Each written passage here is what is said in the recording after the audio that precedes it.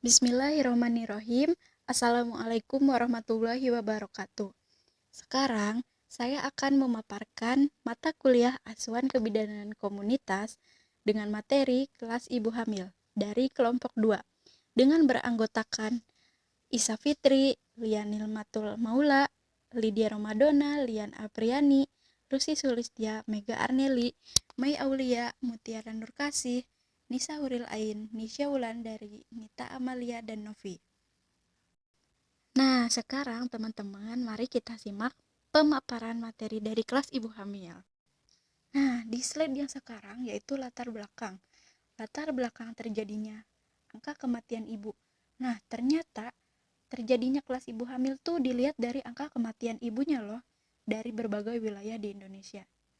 Nah, di sini itu beberapa provinsi, kabupaten atau daerah yang sudah bisa melaksanakan penyuluhan dengan baik, tetapi ada juga yang masih jauh dari harapan, dapat dilihat tergantung dari kondisi geografis atau tempatnya, terus dari tingkat kemiskinan di daerahnya, dan sebagainya. Jadi, pada waktu itu, penyuluhan kesehatan ibu dan anak pada umumnya masih dilakukan melalui konsultasi perorangan atau kasus per kasus yang diberikan pada waktu ibu pemeriksaan kandungan atau enggak pas waktu posyandu gitu. Tapi ternyata kegiatan penyuluhan yang tadi saya sebutkan masih belum bisa melemahkan angka kematian ibu. Nah, kenapa sih penyuluhan yang tadi saya sebutkan belum bisa melemahkan angka kematian ibu? Nah, karena yang pertama, pengetahuan yang diperoleh ibu itu masih terbatas. Hanya pada saat konsultasi, eh, ibu yang akan ditanyakan, ya sudah, ibu tuh hanya dapat mengetahui informasi pada saat konsultasi saja.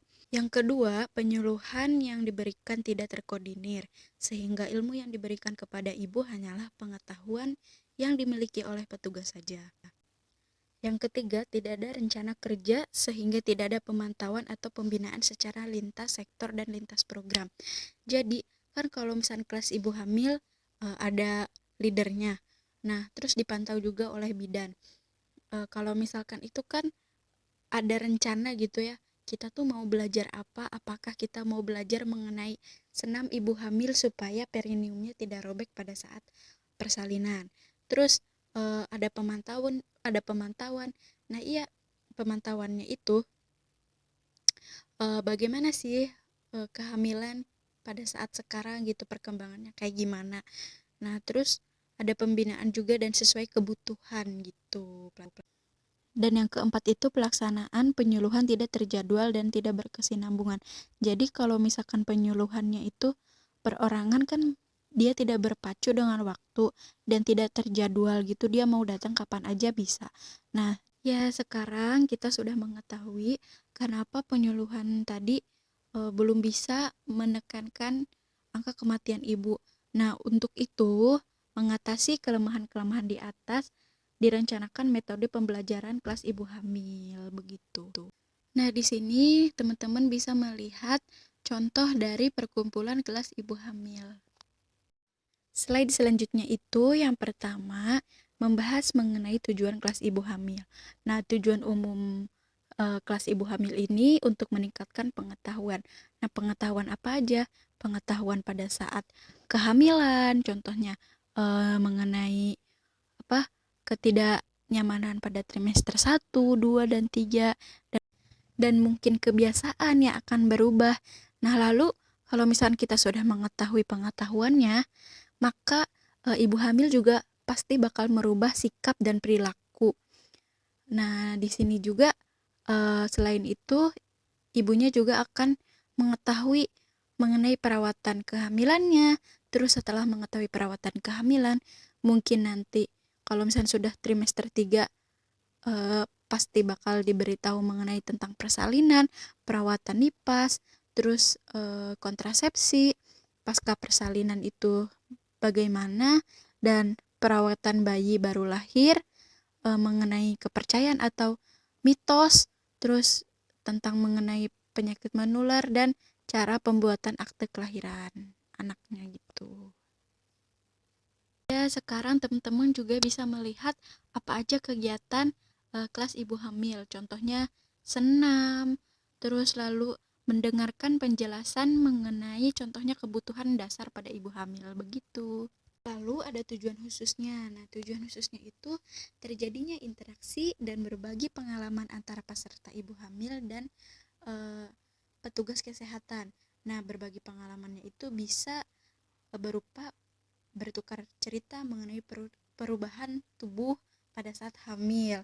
Terus cerita mengenai keluhan selama kehamilan, persalinan, perawatan nifas kayak gitu. Terus yang kedua, meningkatkan pemahaman sikap dan perilaku pada saat kehamilan. Terus pada nanti perawatan setelah persalinan, perawatan nifas, terus perawatan pada bayi dan yang lainnya. Lalu yang kedua, sasaran kelas ibu hamil. Nah, biasanya peserta kelas ibu hamil yang baiknya itu pada umur kehamilan 20 minggu sampai 32 minggu. Kenapa? Karena pada kondisi ini ibu sudah kuat, tidak takut terjadi keguguran. Nah, efektif untuk melakukan senam hamil. Biasanya jumlah peserta kelas ibu hamil itu 10 orang. Nah, di sini juga suami atau keluarga juga minimal satu kali pertemuan itu boleh mengikuti di berbagai materi yang penting, misalnya tentang persiapan persalinan atau materi yang lainnya begitu. Nah, yang ketiga ini manajemen kelas ibu hamil. Manajemen penyelenggaraan kelas ibu hamil dapat dilaksanakan oleh pemerintah, swasta, LSM, dan masyarakat. Nah, yang pertama itu mengenai fungsi dan peran atau provinsi, kabupaten, dan puskesmas. Kalau misalkan fungsi pelaksanaan kelas ibu hamil dikembangkan sesuai dengan fungsi dan peran pada masing-masing level, yaitu provinsi, kabupaten, dan puskesmas. Contohnya kalau misalnya provinsi itu menyiapkan tenaga pelatih, mendukung pelaksanaan kelas ibu hamil, yaitu menyediakan sarana dan prasarana. Lalu kalau misalkan puskesmas, kepala puskesmas sebagai penanggung jawab dan mengkoordinir pelaksanaan kelas ibu hamil di wilayah kerjanya. Terus bidan atau tenaga kesehatan bertanggung jawab dalam pelaksanaan kelas ibu hamil. Lalu manajemen kelas ibu hamil yang kedua yaitu fasilitator dan narasumber. Di sini itu fasilitatornya bidan atau petugas kesehatan yang telah mendapatkan pelatihan fasilitator untuk melaksanakan kelas ibu hamil. Nah, lalu setelah itu bidan atau tenaga kesehatan lainnya dalam pelaksanaan ibu hamil meminta bantuan narasumber untuk menyampaikan materi di bidang tertentu. Nah, narasumbernya itu tenaga kesehatan yang mempunyai keahlian di bidang yang mendukung untuk kelas ibu hamil. Manajemen kelas ibu hamil yang ketiga yaitu tahapan pelaksanaan kelas ibu hamil. Nah, ada yang pertama melakukan identifikasi atau mendaftarkan semua ibu hamil yang ada di wilayah kerja. Terus yang kedua, mempersiapkan tempat, sarana pelaksanaan ibu hamil, terus mempersiapkan materinya, persiapan kelas ibu hamil, lalu siapkan tim pelaksanaan kelas ibu hamil. Nah, ada tahapan pelaksanaan kelas ibu hamil. Persiapan pelaksanaan kelas ibu hamil yang pertama yaitu melakukan identifikasi atau mendaftar semua ibu hamil yang ada di wilayah kerja. Maksudnya itu untuk mengetahui berapa jumlah ibu hamil dan berapa umur kehamilannya. Terus supaya kitanya itu dapat menentukan jumlah peserta dari setiap kelas ibu hamil. Gitu.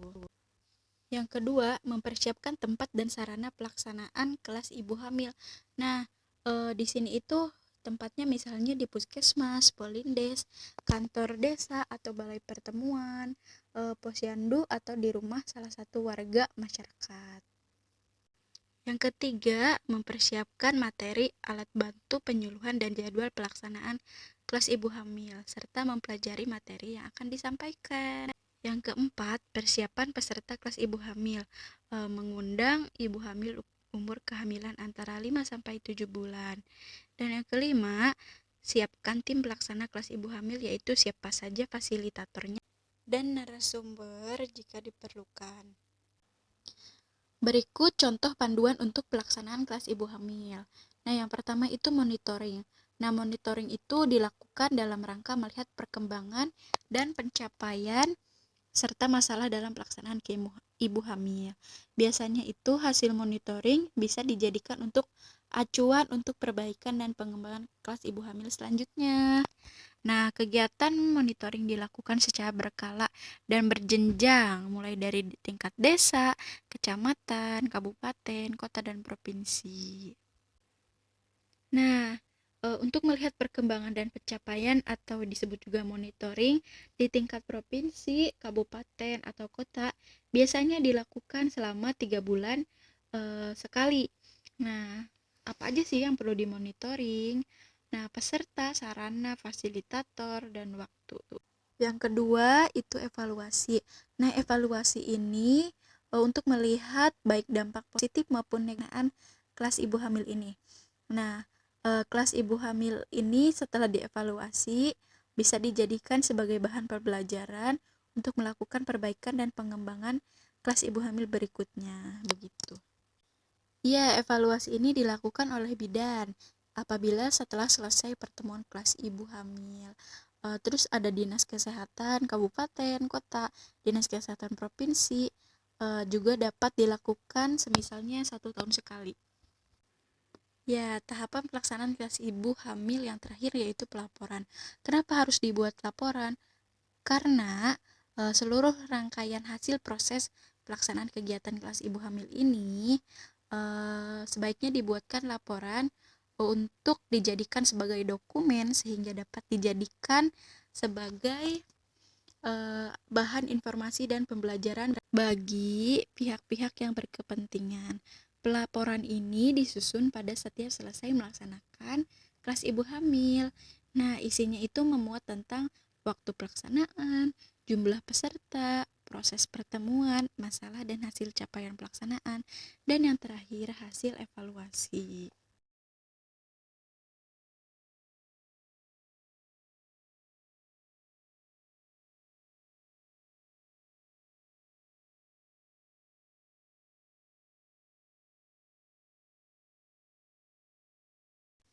Oke, slide terakhir ini menjelaskan asuhan bidan pada kelas ibu hamil. Nah, The State of Words Maduai pada tahun 2011 menyebutkan bahwa seorang bidan harus dapat memungkinkan adanya kebijakan dan lingkungan untuk memaksimalkan peran bidan sebagai tenaga kesehatan di komunitas. Jadi, maksudnya yaitu seorang bidan harus kreatif dalam menciptakan kebijakan yang dapat membantu dalam meningkatkan pelayanan kebidanan bagi ibu dan anak sehingga adanya kekurangan dalam hal ketenagaan dapat diatasi. Sekian pemaparan materi kelas ibu hamil dari kelompok 2. Apabila terdapat kesalahan mohon dimaafkan. Terima kasih. Wassalamualaikum.